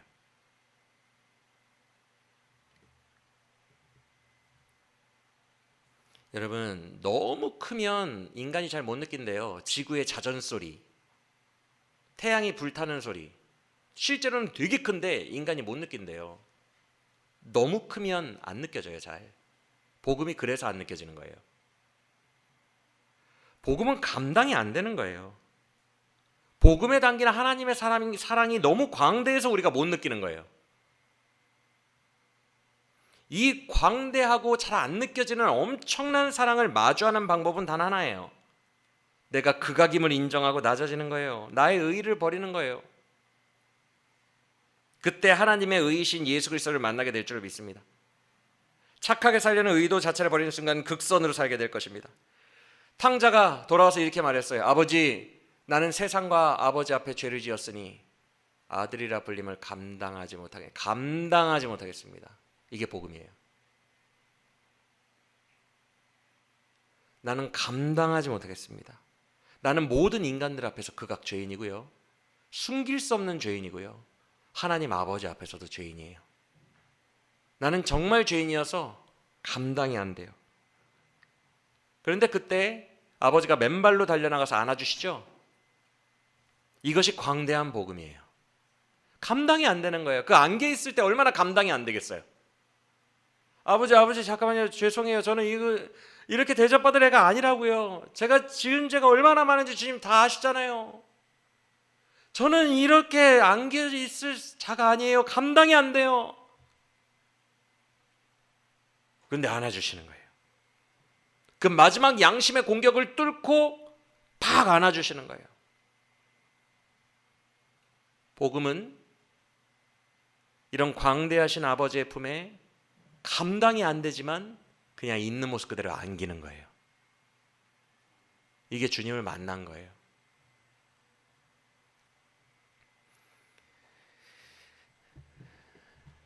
이 관문이 힘들 겁니다.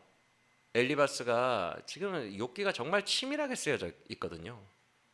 엘리바스가 구원파 아니야? 이런 식으로 공격한 것도 되게 치밀하고요. 그 근거로 인구 99%가 널 이상하다고 생각할 텐데 전통과 머릿수로 압박하거든요. 그래서 이거 넘어가기가 쉽지 않을 겁니다, 여러분. 자기의 의, 이게 완전히 죽어야 되는데 난 그냥 벌거벗겨진 수치심 가득한 수치스러운 인간일 뿐인데 이게 인정이 돼야 되는데 이게 잘 안 되는 거예요, 마지막까지. 그래서 이게 되게 어려워요.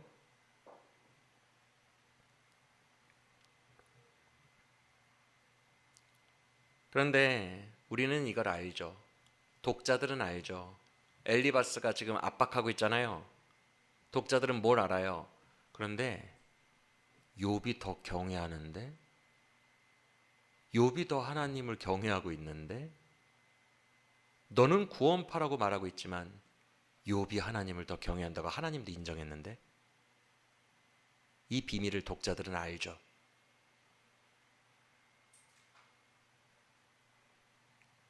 누가 하나님을 진짜로 경외하는 건지. 진짜 경외하는 자는 주권 사상으로 온다라는 것을 욥기는 얘기하고 싶은 거예요. 욥이야말로 진짜 믿음의 사람이다 라고 욥기는 얘기하고 싶은 거예요. 욥이야말로 나를 진짜 경외하는 자다. 인격적으로, 주권적인 인격으로 믿는 자, 욥만 믿음의 사람이다. 그래서 욥은 주권 사상 더하기 인격적인 것에 반응해요. 나중에 40장에서 주님은 욥에게 인격적으로 나타나십니다. 주권적인 인격, 복음이에요, 이게. 그래서 주권을 믿고 인격으로 만나시라는 거예요. 그 복음을, 그 예수님을 인격으로. 탕자를 끌어안아주러 달려나온 아빠의 품에 안긴 것처럼 진짜 인격으로. 법조항은 인격이 아니에요.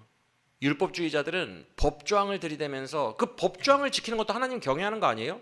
내가 하나님의 말씀과 법을 지킨다는 것은 곧 하나님을 경외하는 게 아니에요? 라고 얘기하지만 그건 인격이 아니기 때문에 경외함이 아니에요. 진짜 기독교는 인격에서 시작돼요. 법조항보다 인격이 우선이에요. 이해가 되세요?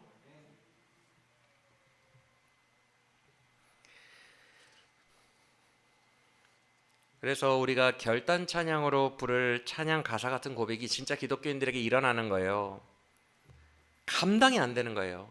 어느 날 갑자기 다가온 주님, 그 주님이 거대한 사랑으로 다가왔는데 감당이 안 되니까 나는 주님의 이름조차 부를 수 없었어요. 이렇게 시작합니다. 그런데 그 감당이 안 되는 사랑 앞에서 나의 죄됨을 보고 또 주의 사랑을 보고 나의 죄됨을 보고 그 엄청난 격차, 그 격차 속에서 나에게 다정하게 다가오시는 인격의 주님, 그 인격의 주님을 바라보며 그의 이름 불러봅니다. 예수님. 그리고 가만히 안겨봅니다. 그 가사거든요. 진짜 복음의 사람이 쓴 거예요. 막 구원파처럼 이제 구원받았으니까 마음대로 살아도 돼 이렇게 교만 방자한 것도 아니고, 주님 너무 죄송해요, 탕자의 마음으로 감당이 안 되는데 지금 가만히 주의 이름을 불러보고 주님 품에 안겨봅니다. 이것이 진짜 복음주의자들의 고백입니다. 이것이 극선으로 올라가서 믿음으로 하나님의 의로움을 취하는 이신칭의가 이루어지는 순간인 거예요. 안겨봅니다. 안기는 거예요, 그냥. 그래서 우리의 성화는 앞서 우리가 불렀던 똑바로 보고 싶어요 찬양 가사가 똑같아요. 여러분, 똑바로 보고 싶어요, 그게 뭐예요? 끝까지 가는 거예요. 밀어붙이는 거예요. 신학의 고민의 끝까지. 욥처럼 끝까지 밀어붙이는 거예요. 신학을 똑바로 보고 싶다는 거예요. 곁눈질하면 안 돼요. 대충 흐지부지 덮어버리면 안 돼요. 그래서 그 십자가의 언덕까지 여러분들 돌파해 나가셔야 돼요. 사탄이 계속 막고 있어도 인격적으로 주님을 딱 만나는 순간까지 계속 돌파해 나가셔야 돼요. 똑바로 보고 싶다라고 고백해야 돼요. 곁눈질하기 싫다고, 대충 얼버무리기 싫다고 얘기해야 돼요. 주님을 인격적으로 만나고 싶다고 고백하는 우리 모두가 되길 원합니다. 그런데 그 과정에서 계속 들키는 게 뭐예요? 하지만 내 모습은 온전치 않아. 내 죄됨이 계속 드러나요. 그리고 더 중요한 것은, 너 구원파 아니야? 세상이 보는 눈은 마치 날 죄인처럼 멀리하며 외면을 하네요. 그런데 양심에 따라서 변명하지 않아요. 아니야, 난 구원파처럼 아니야. 그래, 기독교인들 제대로 살아야지, 착하게 살아야지, 나도 착하게 살 거라고 양심에 지지 않아요. 주님, 이 낮은 나를 통하여 어디에 쓰시려고 나를 이 극악죄인이라는 초라한 모습으로 만드셨나요? 내가 드릴 것은 생명 달라시면 십자가에 놓는 데 삶밖에 없습니다. 그리고 내 주님 사모하는 마음밖에 없습니다. 주님, 허울뿐인 육신 가지고 있어요. 나 거짓되고 심히 부패한 인간이에요. 이 안에 참 빛인 복음을 심게 하시고 율법주의자들과 인간보쟁이들로 가득하여 가식뿐인 이 세상에 미랄로 썩게 하소서. 오해받고 조롱당하고 99%에게 지탄받아도 가식뿐인 이 세상 속에서, 인간보로 가득한 이 세상 속에서 예수님 닮은 미랄로 썩게 하소서. 그 가사입니다.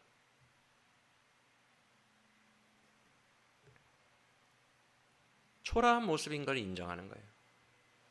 주님, 나를 어디에 쓰시려고 그럽니까? 몸밖에 드릴 것이 없고 주님 사모하는 마음밖에 드릴 것이 없어요. 복음을 위하여, 나와 복음을 위하여 고난받고 미랄로 썩어줄 수 있겠니? 네, 그걸 원하시면 내 생명까지도 내가 십자가에 놓겠습니다. 허울뿐인 이 육신 십자가에 놓겠으니 내 안에 복음의 참빛을 심어주소서. 요런 고백들이요, 진짜 복음 만난 사람들의 고백이에요. 절대 자기의 의를 주장하지 않아요. 옳고 그름을 판단하지도 않아요. 그걸 다 가식뿐인 세상이라고 얘기해요. 인과응보 수준 속에서 서로 네가 착하다, 내가 착하다, 네가 옳다, 네가 더 낫다, 상대평가의 세상 속에서, 가식뿐인 세상 속에서 그저 복음, 모든 죄인을 사랑하신 예수의 복음을 외치다가 영광 중에 미랄처럼 썩어가고 죽어가는 것이 예수의 제자의 삶이라고요.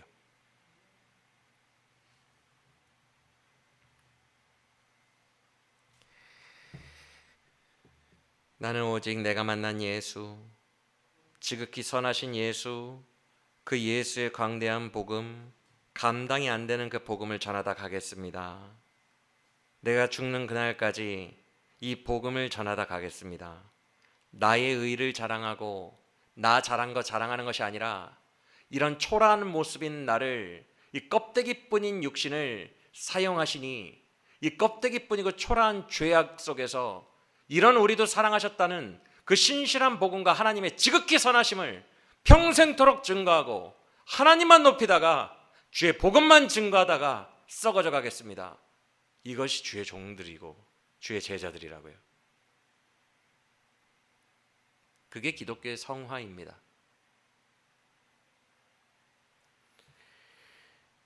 말씀을 마칩니다. 우리에게 남아있는 양심이나 나의 의를 버리세요.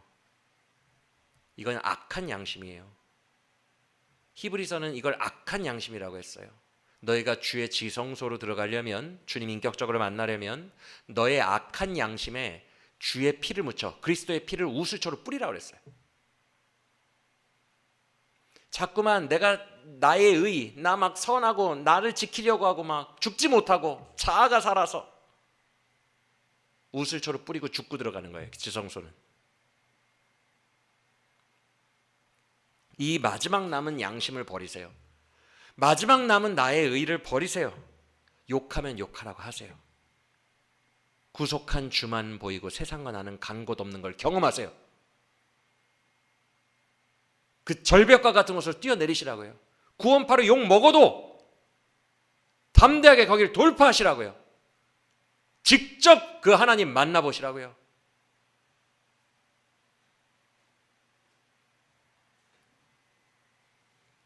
마지막 최후의 단계 오늘 알려드렸으니, 목사님 나는 왜 이렇게 몇 년째 은혜를 못 받아요? 하나님이 나를 사랑하신다는 거 맨날 듣는데 안 믿어져요. 안 느껴져요. 어디에서 자꾸 걸리고 있는지, 마귀가 무엇으로 나를 괴롭히고 있는지, 오늘도 나의 양심을 부추기며 나를 어떤 쪽으로 인도하고 있는지 깨닫고 이제는 탕자의 고백으로, 오늘 부르는 찬양의 고백으로 아버지 품에 푹 안기는 복음의 사람들, 인격적으로 주님 만나 인격에 반응하는 사람들로 거듭나시기를 예수 그리스도의 이름으로 간절히 축원합니다.